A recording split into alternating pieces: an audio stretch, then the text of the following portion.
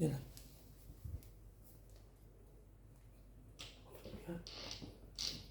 Assalamualaikum warahmatullahi taala wabarakatuh. Begini Nabi ya. Sempat ada beberapa pertanyaan yang pernah Anda dapatkan di media sosial, mulai dari WA, FB, IG, dan maupun Twitter. Ini membahas tentang sikap seseorang, yang mana ketika seseorang ini dia berbuat baik, dia berbuat amal soleh, dan namanya itu mulai terkenal. Sampai ketika orang-orang lain mendengarkan namanya, terus dia memuji. Nah, ini orang yang soleh ini, dia mengatakan, bukan saya bukan orang soleh, padahal namanya terkenal. Nah, itu menurut Abu kayak gimana? Memang sebenarnya yang wajib dipuji itu adalah Allah Subhanahu wa taala. Puji-pujaan sami'na wa ata'na itu kepada Allah. Jadi kalau kita mau membanggakan sesuatu, banggakan Allah. Kita mau memuji, ya, puji-puja kepada Allah Subhanahu wa taala. Manusia Abdullah, dia tidak pantas untuk dipuji. Manusia itu adalah pengabdiannya, hikmatnya kepada Allah. Allah sudah menitipkan roh dengan jasad. Untuk apa? Untuk berbuat di dunia. Fastabiqul khairat, berlomba-lomba kebaikan untuk mencapai ridhonya Allah. Jadi percuma juga kalau kita ada roh, ada jasad, terus Allah tidak ridho sama kita. Sedangkan kita ini berharap agar surga nanti kita bisa memasukinya melalui rahmatnya Allah dan syafaatnya Nabi kita Muhammad sallallahu alaihi wasallam. Jadi sekali lagi, yang wajib dipuji dan dipuja adalah Allah. Manusia tidak punya hak untuk dipuji dan dipuja. Kalau kita sebagai hablum minan nas saling silaturahim, saling menghormati, ya, saling menghargai, saling memperhatikan, kewajiban bagi manusia. Tapi kewajiban kita kepada Allah Subhanahu wa taala itu tadi, kita memperbanyak amaliyah. Begitu. Kemudian begini ya, ini kan yang mulai fenomena hingga saat ini itu, yaitu di mana seseorang itu beribadah kepada Allah, dia yakin kepada Allah, dan dia itu betul-betul percaya kepada Allah, tetapi dia masih bermain magic, kayak main dukun, kayak barang hilang, kayak anak-anak pesantren itu. Biasa kalau umpama barang hilang kan, mungkin kalau mungkin kita bacakan Fatihah, bacakan ini supaya ketahuan siapa. Tapi ini tidak, barang hilang pergi ke orang pintar. Nah, ini orang pintarnya juga penghafal Quran, terus ahli ibadah. Tapi dari caranya itu dia kayak seakan-akan itu kayak apa ya, bisa dibilang kayak aneh.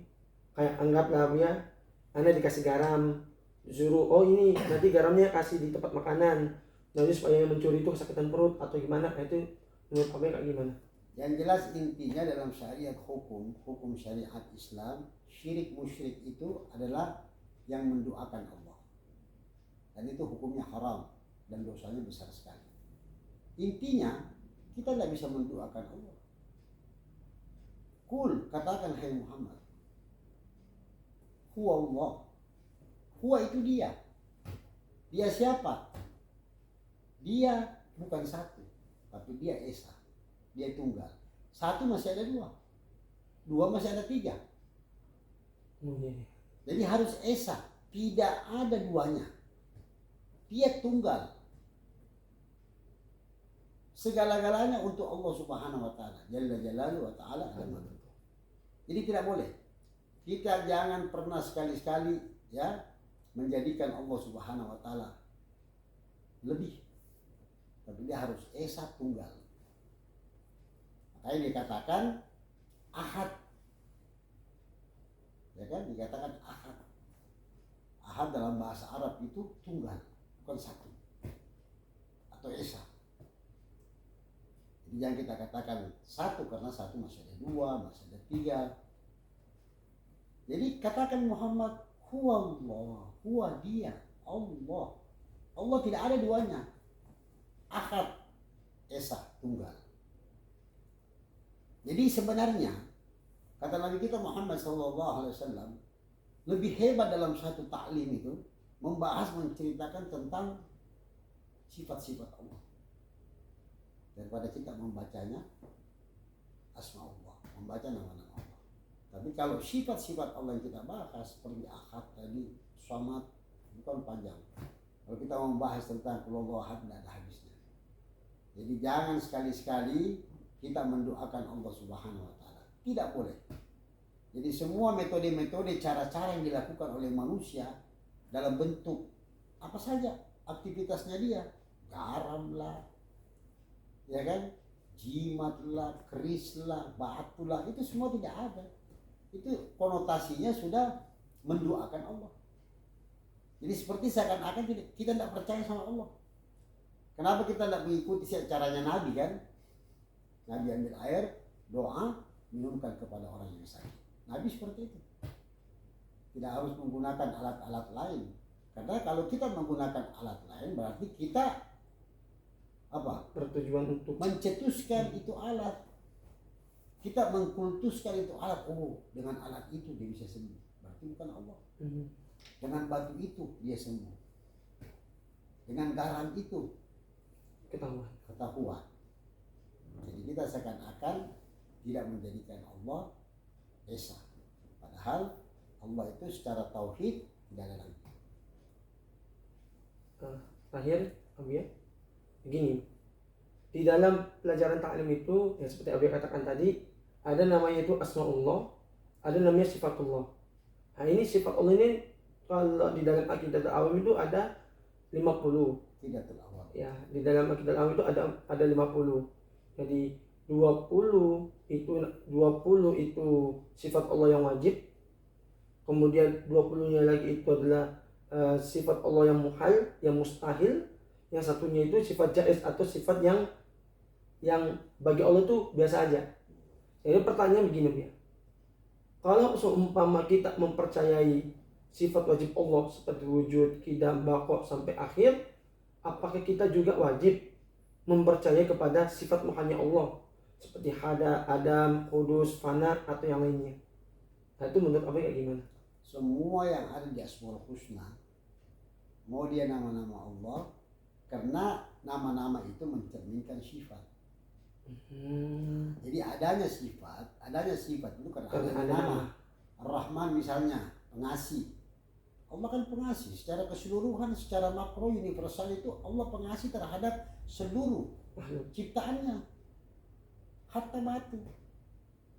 Allah itu tidak ego, tidak sama manusia. Manusia misalnya dia cuma cinta sama satu anak, yang lain tidak. Manusia misalnya dia cuma cinta satu istri, yang lain tidak. Manusia dia cuma cinta kepada saudaranya 2-3 orang, yang lain tidak. Jadi masih ada egoisme. Allah tidak. Allah meratakan semua ciptaannya. Jadi setelah itu Allah itu universal berarti rasa cintanya. Ciptaannya. Jadi itu bayangkan Allah Subhanahu wa taala itu memberikan cuma 10% rasa Ar-Rahmannya kepada makhluknya Allah. Sampai kita lihat seluruh makhluk Allah punya rasa kasih sayang kepada orang. Bagaimana kalau Allah kasih 100%? Itu baru 10%. Sedangkan manusia sudah mulai sayang menyayangi, binatang-binatang sayang menyayangi. Jadi luar biasa. Jadi sifatnya Allah yang terbagi itu tadi, itu semuanya mutlak ada. Ya, seperti dengan kita melihat sifat-sifat Allah, kita melihat asma-asma Allah, dan kita melihat dari semua hasil ciptaan Allah. Kita lihat bagaimana manusia. Kita ambil contoh Ar-Rahman Ar-Rahim. Lihat semut, setiap dia bertemu berpelukan. Luar biasa. Manusia juga demikian. Ya kan? Musalaman gitu. Ya. Kita lihat bagaimana Allah Subhanahu wa taala dalam namanya misalnya dia pembagi rezeki yang merata. Ya, tidak mengenal siapapun. Di hadapan makhluknya rata rezeki Allah bagi. Tidak kepada batu, tidak kepada air, tidak kepada gunung, tidak kepada tanah, tidak kepada manusia, tidak kepada binatang. Tinggal ciptaan Allah inilah yang memproses hidupnya. Dia memproses hidupnya selama dia di dunia. Manusia misalnya, dia cari nafkah, tapi rezekinya Allah tentukan. Dia keluar cari usaha kerja. Anak-anaknya dijamin semua rezekinya sama Allah, istrinya dijamin sama Allah Subhanahu wa taala. Cuma kalau dia masih anak-anak kecil itu dititipkan rezekinya sama orang tuanya. Jadi luar biasa. Jadi memang kalau kita ingin membahas tentang sifatnya Allah tidak habis. Satu saja misalnya yang kita bahas, tidak usah jauh-jauh Allah. Makanya saya sangat heran kalau ada orang masih tidak meyakini alias membid'ahkan itu kalimat zikir seperti hu itu kalimat zikir. Kul hu Allah, hu Allah. Dan hu ini berirama. Hembusan angin. Orang biasa kalau stres, depresi, rata-rata umumnya dia buang nafas. Iya betul. Hilang depresinya. Stres dia, sumpah. Hilang langsung. Jadi kalau kita barengi tadi kalimat hu dengan Allah, subhanallah. Jadi apa kayak ada rasa ketenangan gitu ya? Roh jadi terdidik. Hu Allah, terdidik itu roh.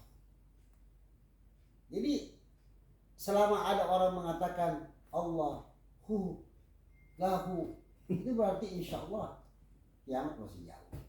Amin.